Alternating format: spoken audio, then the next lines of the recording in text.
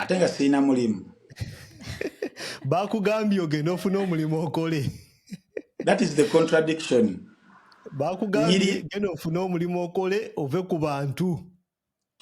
Gwe kenyini ogambye nnyirira. Ate oli yagamba sirina mulimu kati ntunda tulo. Yagambye abantu baveeko olekerawo okuvuma abantu mufune ebyokukola. Gwe ne Tamale Mirundi Junior muyitiridde okuvuma abantu mwavumye Jalia Walda mwamusazeeko ekigambo.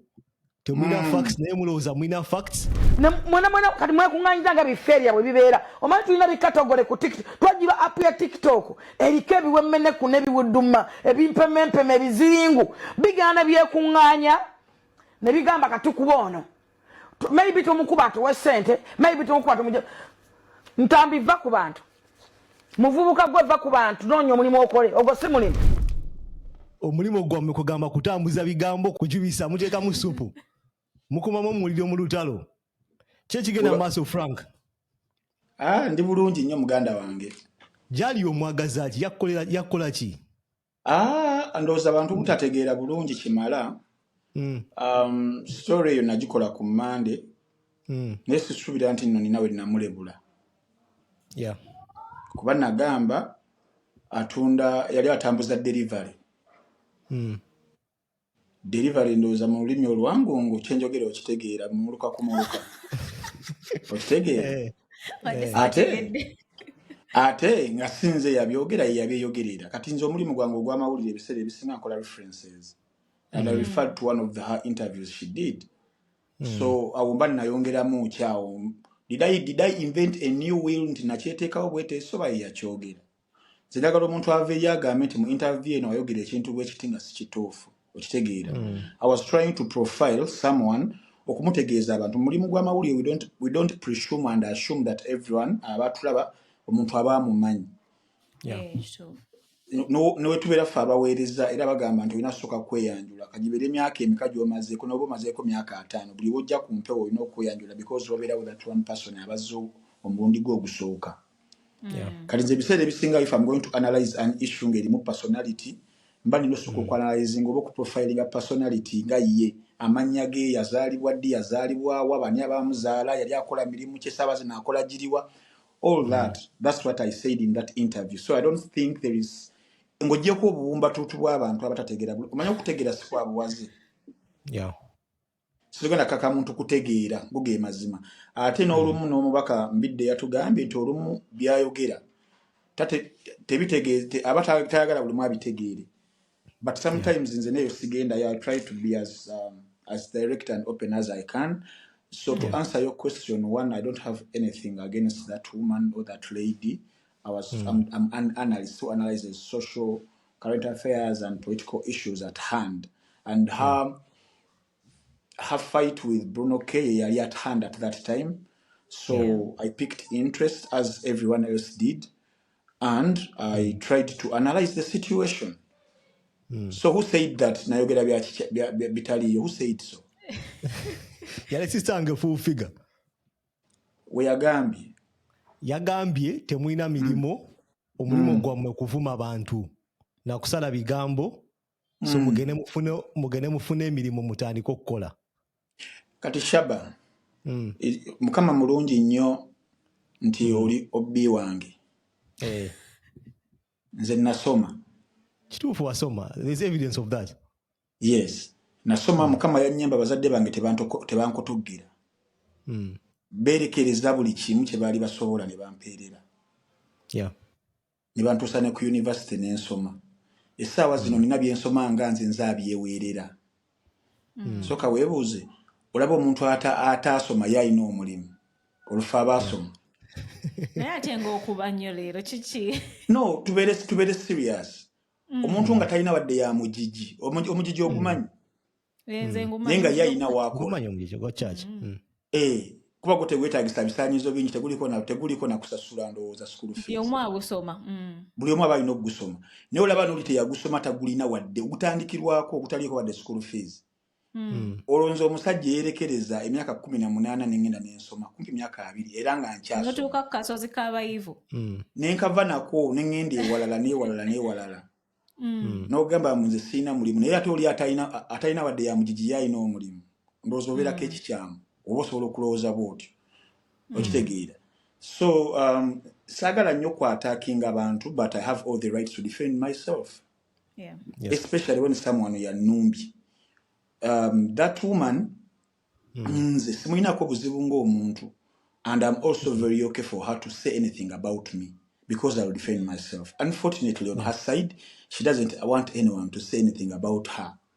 And when you do so, one, obero provoking, obero muvumi, and it warrants her to have a freedom that gwengenda kusiba, like the world or this country belongs to his father. That she wrongly believes that this world, Uganda, is for her father, which is not right. You understand? So, Madam Full Figure, nze nganze Frank Ntambi kanchikugambe I want sinza kutya kwogera linnya lyo njogera with full respect because I respect people regardless of their backgrounds. I do respect each and everyone. I don't have anything against you and I can give you all the freedom you want to talk about me mungeri negative. I'm not bothered at all because I know who I am. I don't need any validation from you whatsoever to be what I want to be. I know who I am. You understand? No one can tell me better. No one can tell me otherwise. My name is Frank Ntambi. You understand? And also, she has to differentiate between these three things if she wishes to know. One, job, employment, and occupation. Yeah. You understand? Difference eri wagituwe juggernaut. Tuwe difference kwa ebintu ebisatu. Sisubira munandi ajja bitegeera. Okitegeera. Bimenye. Naye, my occupation, I'm a critical analyst. Yeah. Or employment, I get employments each and everywhere from people who want to use my skills. Okubanga nyongereyo brands zaabwe mu bantu. Okitegeera so gibeera mirimu. Job, you can have a job naye nga tesasula. Yeah. Bagamba omulimu gwoyo kwogera omulimu gwoyo kutambula ku kyalo kyonna, that is his job. Omulimu gwoyo kutta abantu. You understand? So tulina okwawula ebintu ebisatu. But byonna mbiri, I have a job, I'm employed, and I have an occupation, I have a career. Career kyekisinga n'obukulu, a career. Yeah. Abantu abasanga tebalina careers. Me, I have a career. You understand? In what I studied. Yeah. So she has to be guided. You know, sometimes we don't have to bash these people. That's why today I'm here. Yeah. I just want to guide her so that probably next time she comes back with some respect on people's names. So a person like Frank Ntambi, I'm a marketing manager of one of the companies eziri mu Kolo Bulungi, and I'm giving so many people sente because of my role as a marketing manager. I'm not going to throw in those companies for the benefit of or for the obutateeka nnyo mu katu mu kino ekintu. But between me and you know, and between me and those people I work with, they know. Marketing manager of one of those companies. Era nga buli mwezi nani ba YouTubers nsasula sente for our company to exist on their platforms. Okitegeera. That is one. Ekyokubiri, essaawa zino ndi nakamana okusayininga deals bbiri. Emu ngisayinize ne company eri mu America ekola book publishing, era ngenda kubatandika okubanga njiranga 1st July. Book publishing company for authors in Uganda okubanga obutabo bwabwe bugenda ku Amazon. Me Frank Ntambi ngenda kuba ntandika okujinyonyola. I'm their brand ambassador. That's massive. That's massive. Yes, so I have an ambassador role. Kansoke chino nga sina kwerabira. I don't know about other channels. Naye ku Uganda plus 256, Frank is not paid. You don't pay a salary. Like I can put it out there. We don't pay you to appear here. No. So sister wange full figure wa vayo. Okay, I watched the thing agamba nti alowooza guno gwe mulimo gwe. I want to put it out there. On Uganda plus 256, Frank tetumusasula. We don't pay him. You don't, but I have people nga mbadde nkunyonyola ndi ambassador wa brands zinga bbiri era endala njitandikako ndowooza Friday tomorrow. Okitegeera. next again as soon as that doesn't take a movie because she might use them against, and they will be they'll have some conflict. But I don't even have time to defend myself on that. People who love me, people who follow me, they see and they know how I make money. But also si ekikulu ennyo ekya ssente muguno omulimu okitegeera. And I can't consider as one of those abalina ssente nnyingi, but I'm okay where I am. I'm comfortable. I can afford okwetuusaako the basic needs in life. Kyekisinga obukulu essaawa zino okitegeera. Each and everything sisabiriza muntu n'omu. I work for my ass. Nembeerawo. Laba wenfaanana. Look at me. How about the suit? You understand? Yes, look, you just the nebaza mukama and nvayo nempa testimonies ezenjawulo how God has changed my life, at least for the last 3 years. He has. Yeah. Era abantu aboogera ebyo we bajja ne boogera, I just come to testify Katonda byankoledde bya muwendo. You understand? If you look at Frank Ntambi 3 years ago and Frank Ntambi right now in 2024, there is a whole big difference, and I have to be thankful for Jesus and thankful to the Almighty God. Madam Full Figure, just know that you can't use anything against me, not even my past, because you even have worse past. Past you being okusinga, but also me, I can't use it against you because it is part of life. Yeah. So for anyone who thinks like Madam Full Figure that tetulina mirimu, at least I've told you, I studied almost 20 years. So sagisomera bwereere nti nja kubeera sisobola kukozesa mutwe gwange kubanga netuusaako the basic things in life nga sina gwe nnumiza sibbye sikoze ekyobula nga nkozesa mutwe gwange, which I do every day. Okitegeera, I live comfortably where I live. If I tell you my neighbors, there is a song Rick Ross Realimba babiyita, it is Rick Ross with Nas. If it's not Tower Heist, it's what? Weyagamba nti jasula namenya ba neighbors be namulimu bali ababi nga jabeera nenga atubulira obulamu bwe yalimu before nakati bwalimu kati nange singa kulya ba neighbors bange, they are ministers, prime minister for example.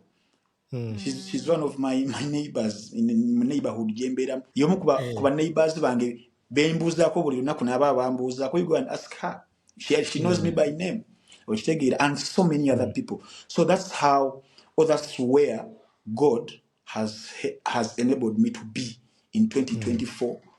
Mu kino kyendi mu kubanga nkola, one kindeetera okuba nti there are so many people abatapenga ku bwongo bwange abalabanga nakyengattako abanfunira businesses ezenjawulo. You understand? Nga nkola nga bampa ebirala ng'ovudde ku bino ebyokwogera, if she didn't know. And I also have so many Ugandans who appreciate my works. Nobeera ng'oli awo nina kukubira akasimu nagamba kebeerako ku mobile money, kebeerako ku account yo, kebeerako ku ki. You understand? So I'm so appreciative, and Madam Full Figure, just to know I'm not fighting and I'm not trying to bash you. I'm just trying to guide you. You understand that? If you're Frank Ntambi, nobeera mu kino ky'olimu, one, unless otherwise I don't abuse people. Maybe my criticism is okubeera ng'eri kugamba ebanyize nnyo nakitwala muno muvuma. You understand? But if I'm to choose between being Full Figure who abuses people and Full Figure, for us we all know okubeera ekyo kyali abadde nga avuma abantu. I have a lot of files of her eziri mu audio nga avuma abantu. Okitegeera? Nze njagala jjeyo naye zezimu nga ndi mu kuvuma abantu, nange nzijeyo ze nga avuma abantu, but ekyo si kyekikulu. So nze omulimu gwenkola kunnyonnyola nsonga, nyinza okuginnyonnyola mu ngeri etali mu advantage yo, but tomorrow webeera ng'olina kyokoze nja kireeta nkiteeke in light wekibeera kirimu nga kiri positive. Wekiba negative, I'll treat it mu ngeri eri negative nange. Okitegeera? But okuvuma ne Frank Ntambi, no. Okitegeera? So Madam Full Figure, for the last time nze sikuyinaako buzibu. At least we've met once, and I remember what you told me. You appreciate me, you appreciate my works. You understand? And you said, Frank, if I also went to school, maybe I would articulate as you.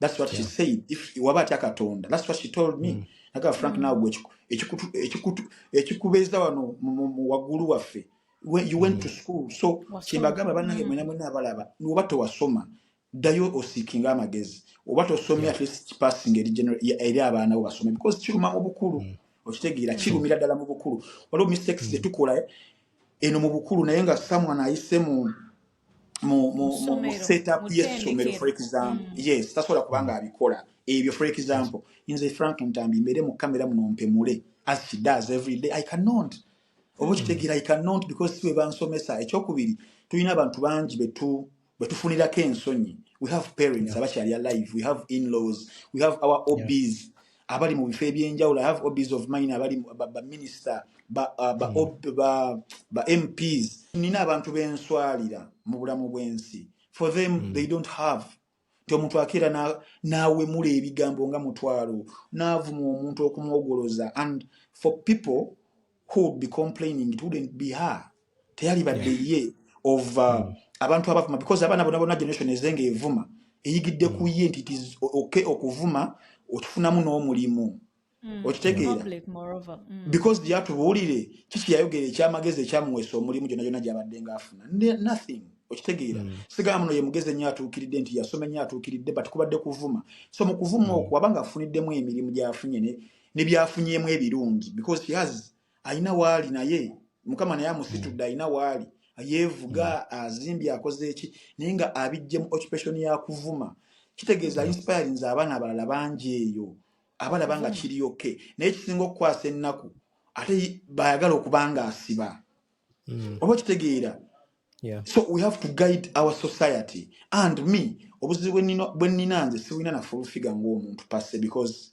maybe she cannot change nga ye but obuzibu mbambo ina n'aba regulators mbambo ina n'aba bosses be abamu omulimu for example nga ku TV ko kwakolera tiwerukero utyaka clip ne kavayo nga ali mu kuvuma because she does every day avuma and we wokebera mu naliko nayo wanonga tukebera ku regulations za UCC nibye ino kubanga ekwasaganya and I cited about the double standards it is doing era nze full figure olumu negomba okubanga ayogera because one kinyamba okulabisa abali nti now look at ono una ali mu bikola mwagala kwata oli you understand so nzira wasigala nga akola ekyo kyakola nze nkikozesa against but not her because for her maybe she will never and ever change she will never redeem herself okitegeera now imagine even this interview I'm giving you about her she will wake up in the morning tomorrow and say I abused her you understand but I'm giving criticism and I want people to also give criticism kunze era oli wavayo nadda ku criticism ya nan criticizing abyenkoze obu because I'm not a saint also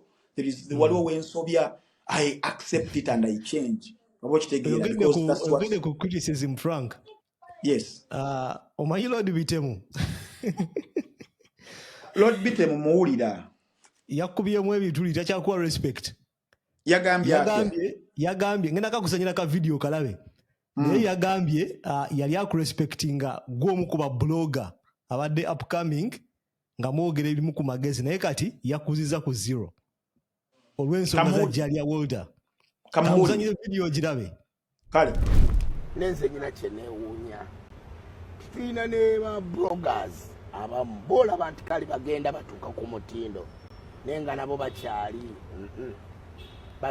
bambi a person like nga Frank Ntambi asobola okubuukira story n'ayogera ekintu nga kifu nali mmanyi nti mu bantu abaanalyzing ensonga atandise okuvaayo n'ate namuzizaayo ku zero yakoze ekyo alina ebigabo yabadde ayogera ku Jalia Walda kweyo embeera n'engeri gyabadde abyogeramu ng'olabira ddala talina bwino nentunuulira junior ono mutabani wa Tamale Mirundi maye Tamale oyo muwa respect musajja brain work naye omwana simanyi kama Katonda kyeyamugemulira so now Lord Bitem we've met not once not twice nze ndi musajja ata Katonda I won't say I don't know him I do we've met and he has given me some of his projects to push unfortunately they were not at the standard of projects I push. You understand? He has been upcoming for almost 40 years. That's a fact. He has never blew up. That's a fact. He has struggled in Mundongeno to get a hit. Quarter. He has failed. Lord Bitem. He has really failed. But afubye. Wera wenkola listi y'abantu abafubye mu Uganda for the last 40 years. Mwali abafubye. Naye nga mukama akyaganye okumuteerawo ekkubo. Yes, waliwo emirimu egimu gye twesibako naye nga si gyaffe. Nze Frank Ntambi guno omulimu gwendimu singa waayita omwezi gumu nga byenjogera abantu tebabiraba singa nakwitinga dda naye kinkomyawo everyday to do an interviews because people babiraba and ne comments zibeera very positive, you understand. Wabawo n'okubiraba nga comments ziri negative nti tuveeko twesibyeko, but viewership eri waggulu, comments ziri very positive, nsiimibwa monetary but advertisers ne sponsors bajja everyday, you understand. But for my brother Lord Bitem yesibye ku ndongo naye endongo emuganye emugamba bambi ndeka Bitem ndeka Bitem agamba sebo sijja kuta wenkutana aliawa, you understand. So wabeera nga omuntu eyalemereddwa mu ndongo eno ng'agyesibyeko ali ku Frank Ntambi nti amuteeka yagambye akola ki simanyi yakuziza ku zero yalatanze kwa respect nga blogger takyampa respect nga blogger. Yes, it is very okay. Yes, it is very okay for Lord Bitem obutampa respect ku bantu abadde bandaba. For example, every week in management yange, I have a management which handles me and analytics. Last week, before this one, area with the bandit almost 200k views. The bandabye across all the platforms. Zembadeko. Kakati Lord Bitem singa bayejeko bansigaza 199k. Obutegera bagenda kusigalanga bandaba abanampa respect. So Lord Bitem, it is very okay for you, my brother. Okunzijako respect gyobadde ompa. Okunzijako buli kimu kyobadde ompa. Yes, it is okay, but your career nga tonaba kujja eri Frank Ntambi alina career etambula obulungi. First get a career because you don't have, at least we try ku music Lord Bitem okitegeera erinnya lyeyewa of course Bitem naye tale nyini what is Bitem in English ebitajja Bitem yansanyusiza ye ng'omuntu okulaba video zakuba TikTok but he would this is my advice Lord Bitem because music yaganye but he would do much more money if you were a clown. Yes. You see these clowns banabo butala abateke ebigoye mu Dikula. Dikula. Lord Bitem can become a very good dikula. Ebyaddala Lord Bitem nonyako a very good script writer.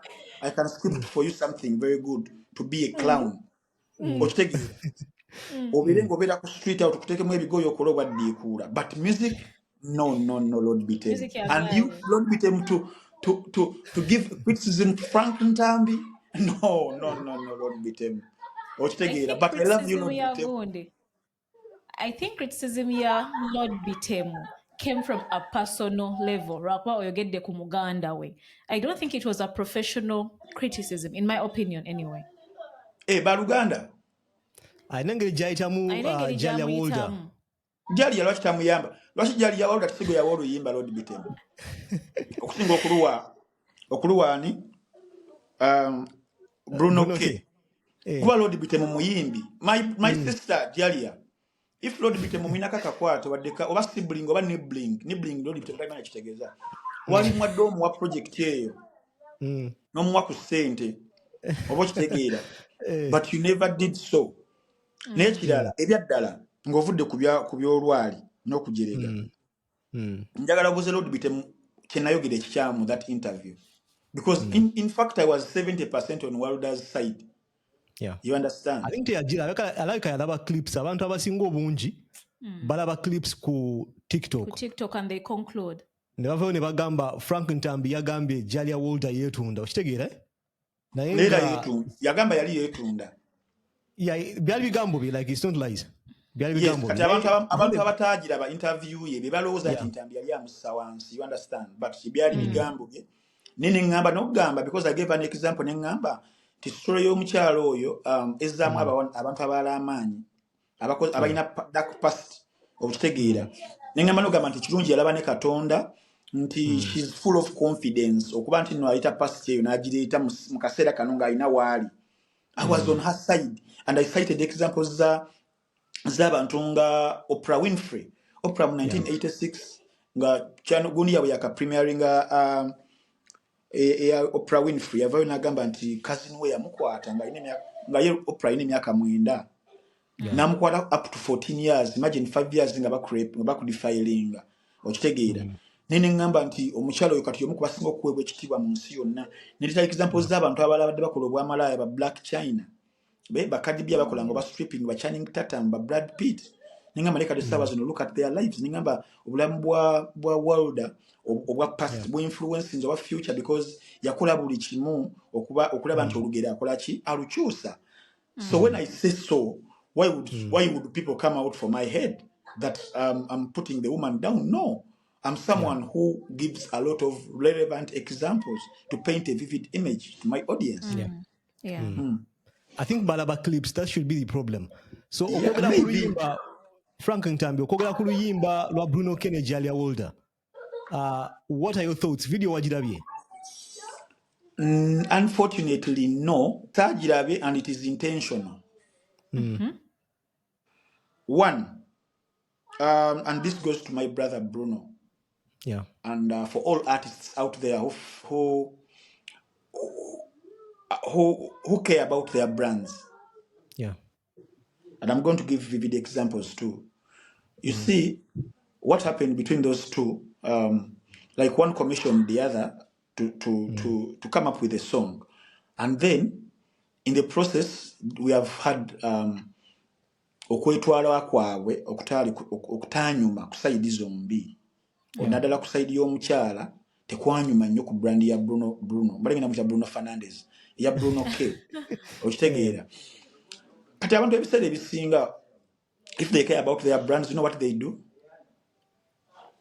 You dump that project and forget about it ever. Ochifisa n'ogidampinga mu dustbin.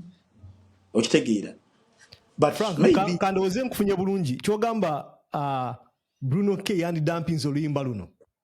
Definitely for his brand nebitambuliddeko nti bwe yalukubira teyalusiima n'amuyita all the names and stuff. Ogenda kulinya buli wolinya ku stage okuluyimba the memories zigenda okugira abantu is the incident yokuyisaamu amaaso. Okitegeera. We've seen what was project yali ya Kendrick Lamar that was before he did a project here to pimp a butterfly. Yalina obuzibu ne yali manager we Tiffith Griffin. Yeah. Naye na dumping up like project singa satu munazikasuka mu dustbin. Artists bategera kyentegeeza okitegeera because music ebiseera ebisinga it evokes memories. Buli performing oba ogenda kuwulira otya buli bagenda okulukuba video eyo tuba tugenda kuwulira taffe bafaani bo. Kankuwa omuyimbi gotegeera obulungi Marshall Mathers, one of my greatest of all time, Eminem. Yeah. Eminem yakula ne maama we Debbie Mathers ne bakulira mu trailer parks e Detroit. Obulamu tebwali bulungi nnyo. Taata wa Eminem, Bruce Mathers the second, yadduka ku Eminem nga Eminem wa myezi 8. Eminem became the Eminem we know. N'abeera w'amaanyi nnyo. Taata we yatya okuddamu okukomawo mu bulamu bwe. You understand?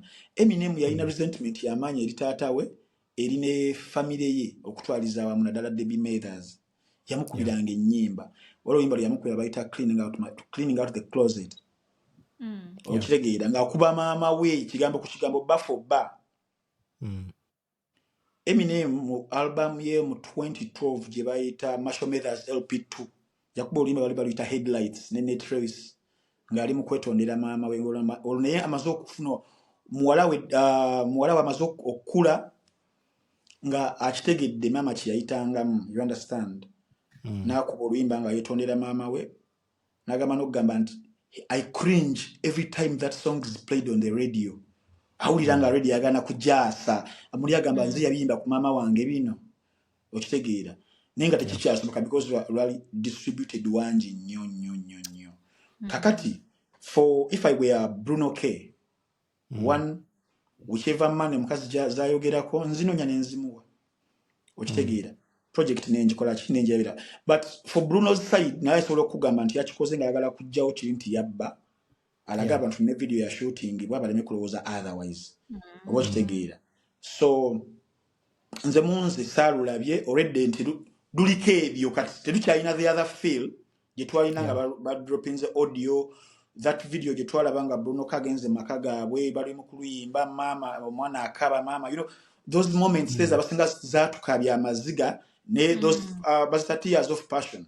okitegeera twaga kabaago bambi but now essaawa zino byefudde tebikyanyuma tebikyakabya owulira buwulizi busungu n'ogamba n'omuwala gwe bakola olimba otya ava atya n'agamba Bruno K ebigambo bwe kati oluwulira with a lot of resentment so terusobola kuwoomera nga lwali kuwoomedde so luba telugenda serving its initial purpose kati wabeera artist nga ava ku brand ye ne art aluteeka mu dustbin n'aluyiwa n'agenda ku kirala and they move on because every time that song will play anaabaluzannyo whether radio oba TV ebigenda okuddako awo nga luvuddeko it will be naye ojjukira Walda we yavuma Bruno K biki you understand that will never change. In my own opinion, I don't think Bruno aina enyimbe nyingi zetusuubira nti zigenda kuvaayo zikachinge attention nga luno oluyimba.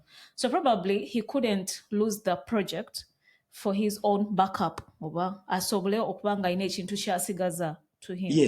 Yes, I understand also from that angle. Yes, it is right because abayimbi baffe abanna mu Uganda bamanyidde nnyo whether stunts ngenderere oba si ngenderere ne bamanyidde nnyo okuyitawo under those circumstances okitegeera nti already talkability weeri eri maximum etali nsasulire project eba ino kugendera awo nebako weekwongera video abantu bagira bajja agenda bagirabe egenda kwongerako webityo in that angle. And it is very worrying for our artists if they still think mumbeere eyo weetyo nti obuyimba okuyitawo walina kubaawo kusika omuguwa walina obaawo stunting around walina obaawo talkability playing games and gimmicks it is worrying but it is the norm era sisobola kuwakanya mukwano. Is there a slight chance Frank Ntambi nti bano bagayi bayinza bakuba stunt Jalia Walda ne Bruno K? I wanted to think so, but Bruno is my neighbor. Bruno is my neighbor. I tried to reach out to him on Monday because we did both interviews on Monday. The one he did with Farouk, the first Gossip shot him, then I followed, and both of them are on Gossip Live. But the interaction I had with Farouk, who did an interview with him, and Farouk, whom I trust so much, he told me there is no chance that there is a stunt that is played along. So I wanted also to think so, and it was one of those areas I wanted to point out, but then I just dropped it after being told that this is real. This is real.